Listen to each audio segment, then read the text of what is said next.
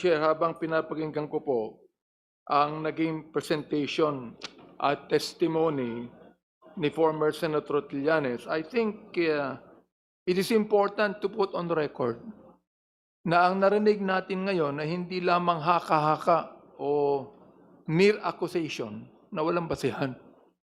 Nakita po natin lahat ang ating nalaman dito. May basehan lahat ng sinabi ng resource person ngayon at bilang isang miyembro ng committee, ang takeaway ko dito ay simple lang. These are matters that deserve verification. Ang mga inilalahad ngayon ay nangangailangan ng mataimtim na pagsusuri. Hindi naman po natin sinasabi dito na ito na ang final conclusion. Hindi pa po. Subalit may sapat na basehan para sabihin na kailangan pa itong suriin ng mas maigi. May I continue on with my manifestation, Madam Chair? You may continue, Honorable Abante. Gusto ko lang pong sabihin sa aking manifestation, bakit po kinakailangang sumipot ni Vice President Sara dito? Alam nyo, Madam Chair at my dear colleagues, ang hirap sa atin, kapag ordinaryong tao ang may kaso, arrested agad. Pero kapag bilyon na ang pinag-uusapan, biglang confidential o kaya ay busy sa trabaho. Iniwala po ako that when serious allegations are raised, Congress has only one responsibility: to act, to examine, to let the process move forward. Ako po, I am disappointed na wala ang ating Vice President. But I'm not surprised, Madam Chair. I'm not surprised. Pero mas maganda sana kung nandito siya sapagkat palagay ko nakikinig siya. Alam niya lahat ng pinag-uusapan dito. Oho. Now, the Vice President has shown a pattern. Matapang sa salita, pero umiiwas sa tanong. She is tough when speaking to media, when issuing statements, pero kapag haharap sa proseso, biglang nawawala. Madam Chair, this is not only about attendance.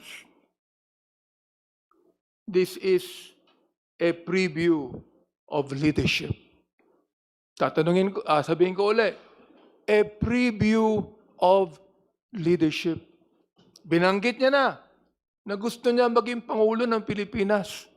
So ibig sabihin, pag siya Pangulo ng Pilipinas, hahayaan niya na pumunta lang sa media ang isang leader ng bansa upang sabihin ng mga bagay na ito kaysa siya ay humarap sa committee na siya nag-iimbestiga. A leader, Madam Chair, who avoids questions sends a dangerous message. That power is above accountability. Hindi pwedeng piliin lang kung kailan ka sasagot.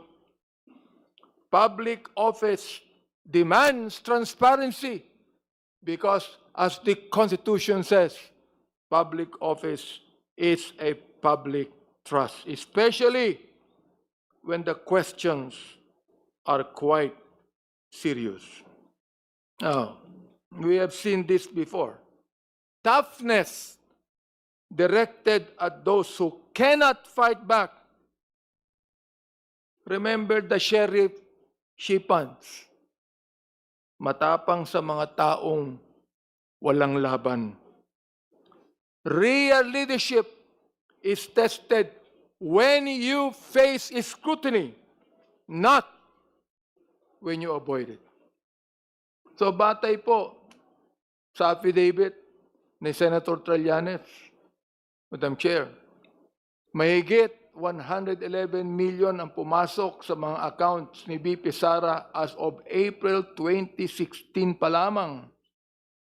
May mga summary of deposits din na nagpapakita ng mahigit na 2.4 billion pesos na dumaloy sa account nila, silang dalawa, ni dating Pangulong Duterte. Now, this is not political harassment.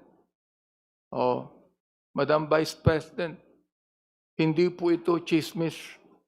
Ito ay mga bank records na sinasabing similar sa hawak ng AMLC. Kapag mali ang computation ng Senator Trillanes, sana pumunta po kayo rito, Madam Vice President, upang i-correct niyo kami. The simple life image, Madam Chair, sinasabi ninyo, Madam Vice President, na simple lamang ang buhay nyo. Pero ang dami niyong abogado. Oh. Pero paano naging simple ang buhay kung may daang-daang milyong pisong payout mula sa isang tao na iniuugnay sa droga at sa pogo? Transparency is a must, Madam Chair. Ang sabi nga po, na sinabi ko na nung una kong manifestation dito, dalawang konstitusyon na pinapaniwalaan ko. Ang Konstitusyon ng Republika ng Pilipinas at ang Biblical Constitution na ang sabi, the truth shall set you free. Pero sa Kongreso, ang truth ay makikita lamang kung sasagot ka sa tanong. You are the second official of this land. Hindi pwedeng sa video ka lamang sumasagot habang kami rito ay naghahanap ng katotohanan. Madam Chairwoman, it is high time for Vice President Sara to face these allegations of ill-gotten and hidden wealth. Ill-gotten and hidden wealth. Ayaw kong maniwala sana rito. But if the Vice President will appear here and explain all of these allegations, then we will be able to find out the real truth of the matter. Show us your SALN. Explain the Sami Uy checks. And prove to the Filipino people na ang yaman ninyo, Madam President, Madam Vice President, ay galing sa pawis, hindi sa payout. Huwag po tayong magtago sa sayaw ng tinatawag nating confidentiality. Yan lamang po ang aking manifestation, Madam Chair. Salamat.